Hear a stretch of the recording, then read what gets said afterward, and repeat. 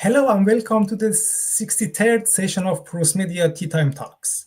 We are part of the Interpol Young Academy, an ambitious initiative by and for early career researchers working on porous media sciences around the world. We are part of the International Society of Porous Media, or Interpol.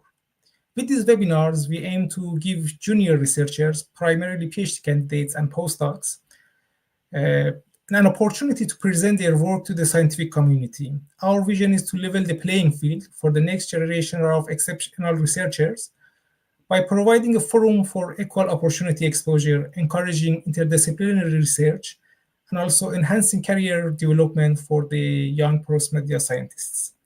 My name is Mohammad Nouraipur. I am a researcher at the CO2 and hydrogen storage group at the University of Oslo, and with me, I have Mahdi from CNRS in France. And thank you for joining us today. Without further ado, I would like to introduce our first speaker. We are pleased to welcome Hao Shi to our webinar today. He is going to address an important topic about how water flows through asphalt pavements under tire load pressure. This is, of course, a critical research for understanding how pavement permeability and water damage influences the medium. Hao Shi and his collaborator developed a dynamic water flow setup to measure permeability under high-frequency pressure loads. Using X-ray tomography, they captured the 3D the 4D distribution of water and evolution of water pathways within the asphalt mixture. They identified zones for most affected dynamic pressures and analyzed void deformation and water pathway changes. With this research, they introduced a new permeability model based on the Poiseuille equation, considering the complexity of water pathways within the pavement. Please join me in welcoming Hao Shi as he will share his wonderful research with us today. Thank you for joining us today, and the floor is yours. Okay. Thanks for your Mohammed's very warm introduction, and also thanks for offering me this opportunity to share my work in the porous medium triple T. I'm Hao, and I'm a PhD student from the Harbin Institute of Technology.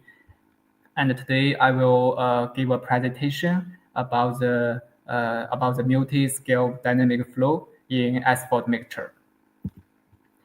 So the asphalt mixture is a very common material we use in the asphalt pavement, and because it's being used in the outdoors, it's always suffering from the ambient environment, like the temperature, like the moisture, and also the water. So especially coupling with the tear and a very special dynamic water pressure load, the post pressure can be occurred. When the tear is loading on the top of the of an open void, the surface water is pumped in and resulting in a positive water pressure. And when the tear is leaving and the water is being pumped out, and the pressure can be negative. So a post pressure can be loaded on the top of the asphalt pavement with the tear running over and over again. So in post scale, the very fast post pressure can result in some damages like the micro cracking, like the interface damages, and also the property degradation. And with the accumulation of these micro damages for years maybe, and in the pavement scale, some disease like the pothole appears as a consequence. So as I mentioned, the water damage in the asphalt pavement is a multi-scale process, and both in the space and the time. For improving the pavement durability, it's very essential to understand how does the water transfer through the pavement in the different scales. And so we firstly focused on the its dynamic water flow behavior in a core scale. Yeah. And according to that, and we developed a fluid reverse which can load the post pressure on the top of the sample, and we collected the water at the bottom and calculate the flow rate. And the whole device can be put inside a CT scanner and capture what is happening inside. And here is the flow curve. At the very beginning, and there's no connectivity in the sample, so the flow ratio is 0. And after like 30 minutes maybe, and the dynamic pressure and the dynamic water breaks through the sample, and we detected the flow ratio. And after that, the flow ratio keeps increasing and until the end of the test. According to the behavior of the curve, we divided the flow curve into 4 stages, and we proposed the equation to describe this. And this is the test result for the different materials. AC10 has the lowest porosity, and AC16 has the highest porosity. As we can see, the sample with a higher porosity, the flow ratio, it goes higher, and the dynamic process, it goes faster. And for AC16, the flow curve does not have any, the flow curve does not have the stage 2, and after breaking through the sample, and the curve go to the stage 3 directly. So, so this means the flow curve, they have the huge dependence on the material porosity. And besides that, and we also test the flow curves under various frequency and also the pressure load. The frequency represents the speed of the car, and the pressure load represents the tire load. As we can see here, with the increasing of the speed, and the tire load is going heavier, and the flow ratio was increasing faster and reached a higher value. So at some point, the frequency and the pressure influences the flow curves in a similar way. So we use the flow as the stage 4 as the reference, and developed an equivalent relationship between the frequency and the pressure. As we can see here, when the tire speed is slow, which is the slow frequency range, it corresponds to a very small pressure increase. And however, in the high speed range, the frequency or the speed has a huge influence on pavement water flow behavior. So, so this means the car with a higher speed, it always results in a more serious water damage. To understand why dynamic flow curves shapes like that or behave like that, we use the micro CT to capture the micro water flow and the passageway deformation as different stages of the dynamic flow process. And here is a picture showing the 3D water distribution and the water flow passageway. The blue part is the water. I mean the first 4 pictures. The blue part is the water. The red part is the air. And we can see the water amount or water volume is increasing along with the dynamic process. And more wires was breaking through by the dynamic pressure. And also at the same time, the quantity of the water passageway is also increasing. And you can see there's more and more passageway appears along with the dynamic process. And we calculate the spatial distribution of the water saturation inside the sample. As we can see in the upper part of the sample, the water saturation is always higher than the bottom. And also in the center of the sample, the saturation is higher. This means the water is more likely to gather at the top center of the sample. The blue part of the sample, I call it like the surface influence zone. And also, the water saturation in the passageway is significantly higher than the other wires, especially in the last 2 stages. This indicates the dynamic water, they always prefer to choose the upper voids and also the passageway to flow through. To analyze this void deformation, and we developed the 3D digital void mode so we can quantify the void translation and the volume changing. And here is the result.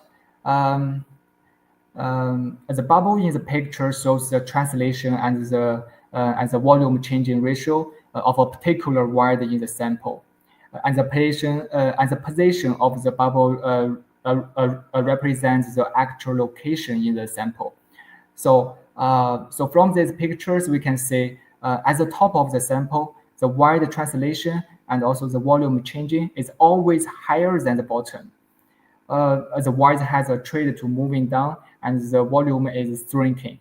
So this is because the dynamic water on the top, they offers a compaction effect to the sample and also to the void. Especially the void in the passageway, the striking effect is more obvious than the dry void.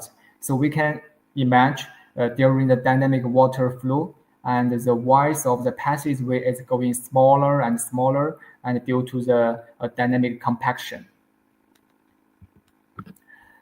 So far, our analysis is all conducted in a very slow time scale. And however, the dynamic water flow in the asphalt mixture is very fast because the tear load is very fast, because the leaving is very fast. So how could we capture this fast and or maybe this transient process? And thanks for the support by the Excel network and also the host from the Ghent University. We performed a fast scan to the asphalt mixture loading the dynamic water pressure. And here is a video of the dynamic response to the water pressure. It just looked like a heartbeat, so I put a heart here, and as we can see with the dynamic pressure loading, the water in the void is pumping in and out. However, not all of those voids of the water can access, like here or maybe here.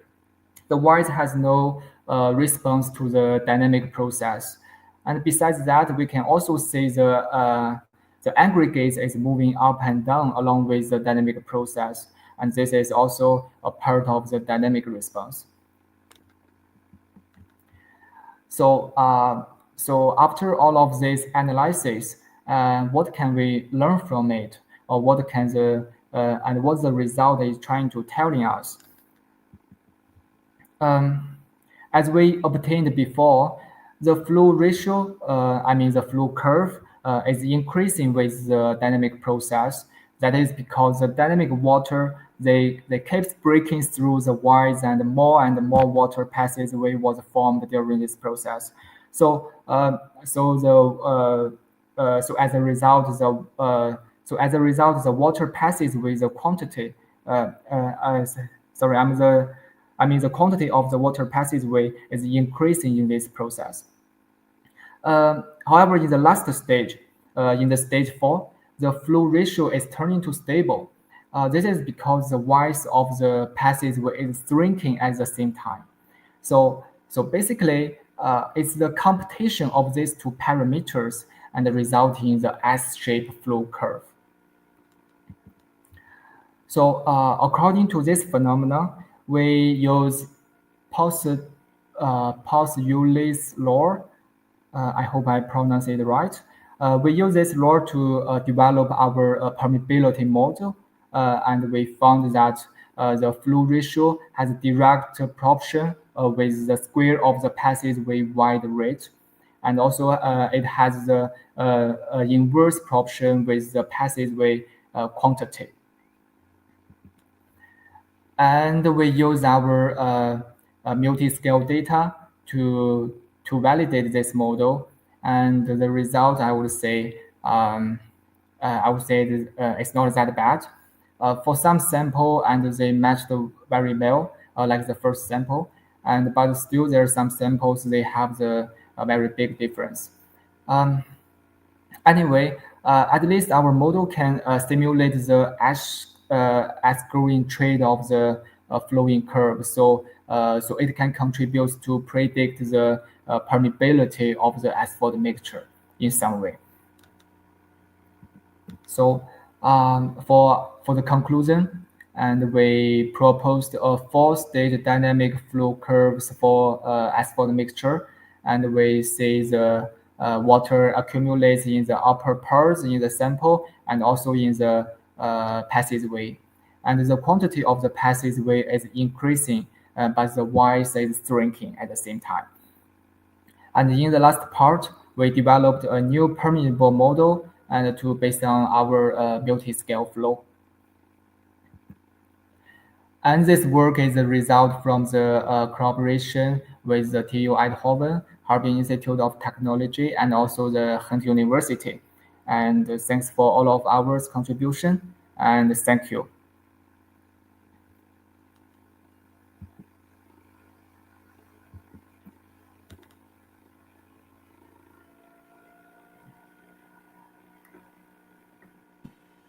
Mahdi, do you want to go ahead and start if you have any question? Yeah. Me personally, I had just a technical question.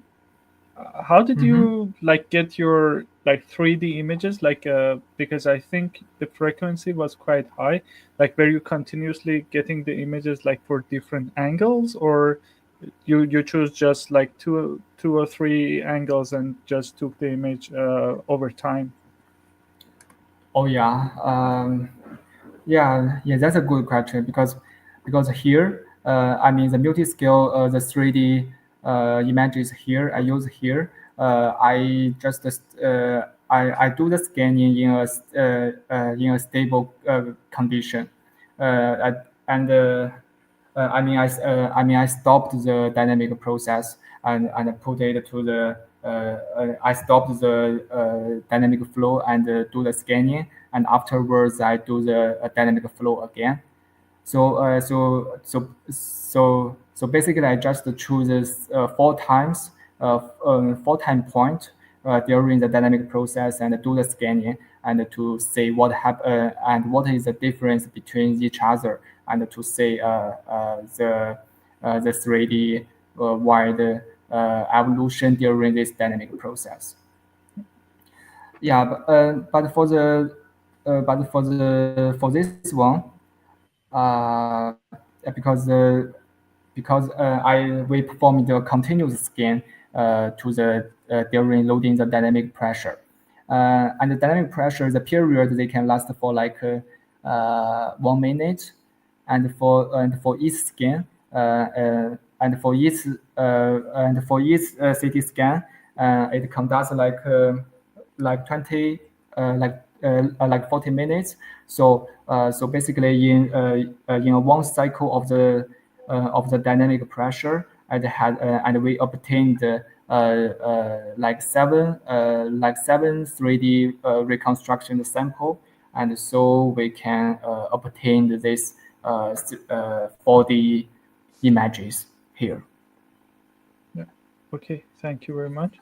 For the people who have questions, maybe they can type it down in the comment section and we can read it. Yeah. For now. Yeah. Yeah. I guess we lost Hao. Let's see if he comes back, and then we can ask a question. And then I guess we have a question in the comments. It seems that we lost his connection. So maybe we can switch to the second speaker of the session. Yeah. Okay. So our second speaker is Happiness Imuetinyan. He is a Nigerian research engineer pursuing a PhD in process engineering. His research focuses on convection in saturated transparent porous media for CO2 underground storage applications. It also involves fluid flow in porous media and experimental thermodynamics, particularly the behavior of complex fluids such as CO2 mixture. He uses advanced optical techniques to study flow dynamics and thermophysical properties under varying conditions. The floor is yours, Happiness. Okay, thank you very much for the kind introduction. As the presenter has said, my name is Happiness. I'm a PhD student at the University of Porous in France. I'm working within the experimental optics team of the Mechanics and Physics of Porous Media Group, where we use optical techniques to study fluid dynamics. So today I'll be presenting our work titled Convective Plume Spreading in Model Transparent Porous Media. So what informed our decision to study this? What is the background and what is our motivation? We now know that there is a direct relationship between CO2 and climate change, which was confirmed by this graph taken from a 1967 paper by Manabel, where he was able to explain that as the concentration of CO2 in the atmosphere doubles, the increase in the surface temperature also rises to about 2.3 degrees, which confirms that the amount of CO2 in the atmosphere is directly responsible for the increase in the surface temperature. Then currently, right now, the Earth is currently experiencing an increase of the surface temperature to about 1.2 degrees Celsius, and the amount of CO2 concentration in the atmosphere right now is about 420 ppm. So due to all this, those emissions will need to be removed from the atmosphere, which is one of the motivations for this work. And according to the IPCC, it has been known that for the most viable options for storage of CO2 is the ones that have to do with geosequestration. And one of them is depleted water aquifers. And during CO2 storage in depleted water aquifer, different trapping mechanism takes place. We have structural, residual, solubility, and mineral trapping. But we are very much interested in solubility trapping because of it's on the higher scale of the increase in storage security. So that is why we are interested in that. And during the storage of CO2 in depleted water aquifer, the CO2, as it's being injected, is being trapped by a cap rock, and the CO2 moves to the top. Then the CO2 dissolves in the brine, and it forms a boundary of a CO2-rich brine. Then as more CO2 is being dissolved, it becomes heavier than the underlying brine. Then it moves down due to convection. So for convective dissolution, convective plume spreading has been studied a lot of times in literature, most especially people doing experiments using 2D Earnshaw cells and other 2D systems. This is a starting point for us to be able to study convective dissolution, but it does not represent the real formation because it's not a porous system, it's not a 3D system. Then other researchers have also studied three-dimensional systems using various visualization techniques, such as X-ray, MRI, and laser-induced fluorescence. With this system, they are able to determine the convective dissolution regimes, and they are able to characterize the process. Also, recently, a member of our team used the shadow graph technique to study 3D convective dissolution in free medium, which was a way to confirm the use of shadowgraphy to study this process. So currently, what I'm doing is using the same shadowgraph technique to be able to study fluid flow convective dissolution in porous medium, which is the focus of this work. So I'll just go briefly into what convective dissolution means for those that are not familiar with the phenomenon. So convective dissolution is a process that takes place when an overlying fluid dissolves into an underlying fluid by convection. So let's take, for example, we have a porous medium which is saturated with brine of height H. We know CO2 initially is lighter than brine. Then as much as the CO2 is injected, it dissolves in the brine and forms a layer of CO2-rich brine. Then as more CO2 is being dissolved, that boundary layer grows and the density increases and becomes larger than the density of the CO2-free brine. Once that occurs, we have convective plumes that move down due to convection. And for us to characterize this process, there is a dimensionless number called the Rayleigh number, which is used to characterize the convective dissolution process, which is a function of the porous media characteristics and the fluid characteristics. And for convection to take place, a critical Rayleigh number must be reached for convection to start. And if for porous media, it has been known to be 4 pi square, depending on the boundary condition and the type of system. So what is shadowgraphy? Shadowgraphy, which is the optical technique we use here, shadowgraphy is a very popular and very old technique which has been known for decades that deals with working in invisible light. And it measures the variation in the index of refraction within the system. So a typical setup for this is just have to do with, you have a light source, which is a single wavelength light source. We try to avoid using lasers because it interferes with the intensity maps. Then you have a detector to record the intensity maps. So you can adjust the parameters of the shadowgraphy with the distance between the reference plane and the recording plane. So the larger it is, the smaller the refractive index variation you can see, and the smaller this x distance is, the larger the refractive index variation you can observe. So these are some of the first images of shadowgraphy from many decades ago. This one has to do with a bullet fired into a concrete, and this has to do with a wave around a vortex edge. But recently, due to the advent of a very advanced CCD and CMOS camera, you can be able to study both fluid flow and convection as being shown here. This is a particular experiment where this is a particular non-equilibrium fluctuation experiment where shadowgraphy is used to study the appearance and the disappearance of convective structures within a pure fluid.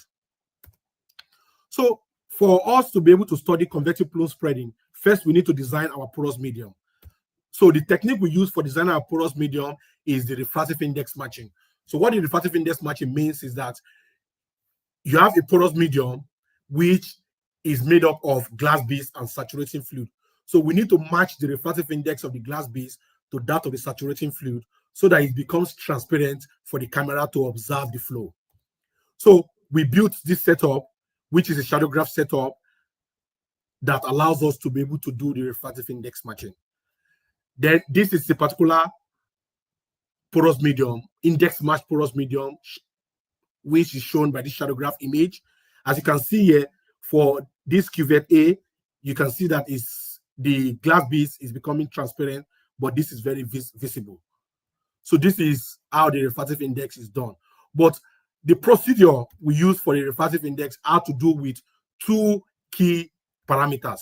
So what we do is that we prepare different solution of each of the different concentration of the solution that we want to use, and we determine the image intensity ratio, which have to do with the intensity of light to the porous medium to the intensity of light to the frame medium.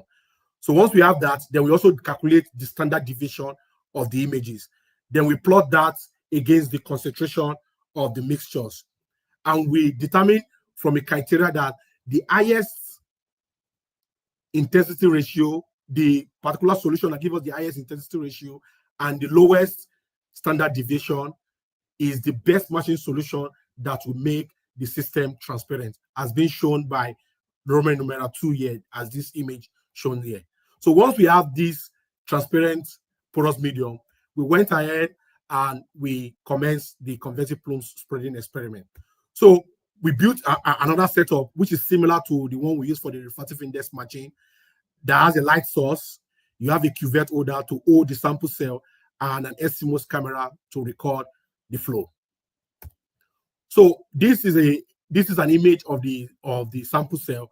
What it entails is that we inject a miscible fluid above a saturated porous medium. Then we observe the propagation of the plumes and the spreading of the plumes over time.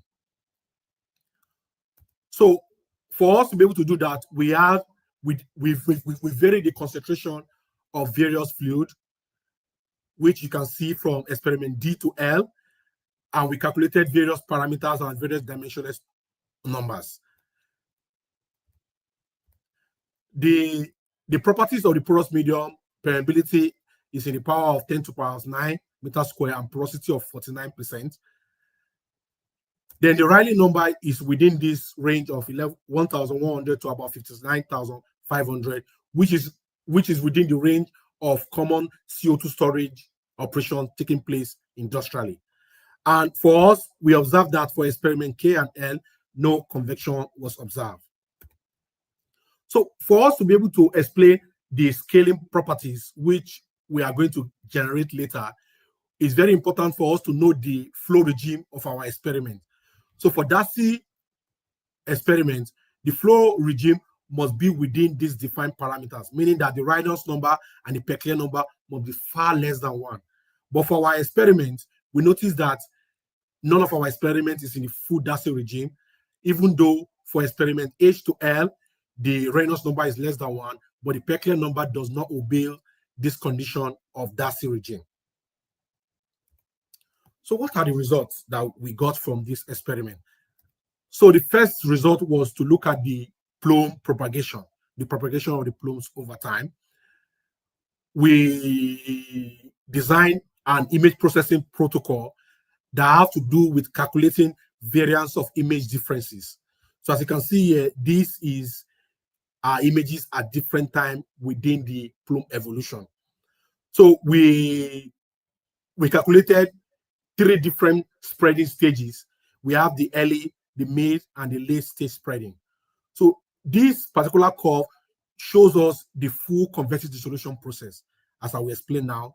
Here we see the mass diffusion, the onset time of convection, the convective dissolution with constant flux, and the shutdown of convection. So we were able to observe the plume evolution over time. Then we went ahead and looked at the plume evolution for different Rayleigh numbers. As you can see here, this is the variance curve showing for different Rayleigh numbers. You can see that, as expected, this Rayleigh number, which is the least Rayleigh number, has the longest time, because the peak of this the maximum variance determines the time at which the plumes get to the bottom of the domain. So it takes a longer time for the smallest Rayleigh number to get to the bottom of the domain. So meaning that as the Rayleigh number increases, the speed of the plumes also increases. So that is what this is showing us. So we went and so let's plot the normalized variance against the dimensionless time so that we can be able to see clearly the onset time of convection. As you can see here, the onset time of convection for the larger Rayleigh number is higher than that for the smaller Rayleigh number, which is what we expect. So once we have studied the overall plume evolution, we went ahead and calculated what we call the convective front velocity. So the convective front velocity for us is the velocity of the first and early plumes as it travels downwards to the bottom of the domain. This is very important because it helps to be able to delineate the effectiveness of the convective mixing process. So this video shows how we were able to calculate our convective front velocity. So what we did was that here we calculated line variances for each of the images after the fluid injection. Then we designed a threshold variance, which is intersection with the variance curve, tells us the position of the plumes as it travels downwards. Then we generated a distance curve, which from this distance curve, we were able to now get the velocity profile. So this is the protocol which we use in calculating our convective front velocity. So our convective front velocity was gotten from the constant part of the velocity profile. That is how we got our average convective front velocity. So once we have gotten that, we went ahead and we plotted the convective front velocity against the density difference, which we obtained during convection. We observed this scaling law, and we saw that the CFV increases with increasing density difference. We also dimensionalized the velocity and plotted it against Rayleigh number. We saw also the same thing. As Rayleigh number increases, dimensionless velocity also increases. So we went ahead and let's compare to various experiments that have been done in literature that use other type of visualization technique. So we compare with two experiments. These two experiments were done using X-ray CT, and one of them was in the Darcy regime, one of them was in the non-Darcy regime. As you can see here, this blue, the one in blue, has a scaling of RA raised to power 1.0C, which is close to 1, and this was in the Darcy regime, and this other one was in the non-Darcy regime, which is comparable to our own experiment, which has a scaling of 1.4. So we now say, okay, let's transfer this to a particular CCS site, CO storage site. So we looked at the Installer CO2 site in Algeria. We started operation in 2004 with these reservoir properties. So assuming a density-driven convection of the plumes and the plume reconstruction after a number of years, the velocity of the plumes in this particular CO2 site was about 0.021, which is within the range of what we got in our experiment. So which was very good for us. So in conclusion, we have been able to develop an experimental technology based on shadowgraphy to be able to study convective dissolution in transparent porous medium. For the Rayleigh number range, which we studied, we observed a superlinear scaling of the convective front velocity and the Rayleigh number, which is in line with the non-Darcy regime in which our experiment was in. This is the first of the series of convective dissolution experiments that has been carried out in transparent porous medium using shadowgraphy. But one thing we want to point out is that this experiment was conducted at atmospheric condition using miscible analog fluid to generate convection. But the Rayleigh number range of the experiment is within the range which is being observed in various CO2 sites. We have also performed experiments using CO2 at elevated temperature and pressure, and the results are comparable. But the result, we are still doing some analysis, but what we are saying is that the results are very, very similar. So for further details, if you want to know more about how we are able to design the porous medium, the protocol, the technique, you can check our paper in Applied Optics. Then if you want to know more about this particular study, which I just presented, you can check our paper in Transport in Porous Media Journal. And you can contact me via email if you have any questions, collaborations, or anything. Thank you for listening, and we appreciate all partners and all collaborators. Yeah. Thank you very much, Happiness. Very interesting and insightful talks. People who are online can type down their question in the comment section, and I'm gonna read them to Happiness. Meanwhile, I had personally a question from Porous Media perspective. Okay. Do you think the topology of your porous media, because you use a bunch of glass beads as your porous media. Do you think if you change your porous media and you give different structure to it, would impact the results that you get? And if yes, how do you think it's going to impact them? Like if you increase the heterogeneity or like the pore shape or size of your porous media? Well, for us, I think changing the type of porous medium will not actually affect the results so much, because what is driving the convection is the Rayleigh number. If the Rayleigh number is still within the same range, I think we are going to get the same results. That is one. Two is that for our experiment, we calculated the representative elementary volume. So the experiment that was conducted was within the representative elementary volume, which can be scaled up to different systems. So once we are in the same Rayleigh number range and in the same flow regime, we should get the same thing. All right. Okay. We don't have any questions in the comment section. Yeah. Okay. Thank you very much again for your presentation. Maybe I can bring Hao Shi up again to read the question that is in the comments actually. Yeah. Okay, so we lost you during your talk, Hao. So we had actually a question about your talk, and how. So did you realize the reason behind the mismatch you show on your graph? Yeah. Yeah, actually, I mean, asphalt mixture is we're trying to it is, how to say that? I mean, the asphalt mixture is a mix of the aggregates, the asphalt, and also the minus filler, and all of this, and all of this, we put that stuff up. Sorry, we put all of this stuff together and to compact as a sample. So in this process, it's very hard to make a very similar sample in one time. So yeah, we already try to control the contact of the asphalt, the contact of the aggregates. They should be the same, but also the shape of the aggregates and also the distribution of the asphalt, they all impact the result of the experiment. So that is a part we cannot control.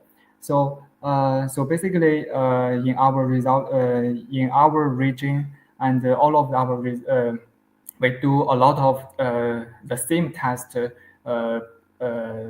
one go, and to see what is the really trait. So in the last image, I put like at least 4 or 5, 4 images that represents to the 4 different samples. So we can see that I mean the first one it matched well, but the other 3 doesn't.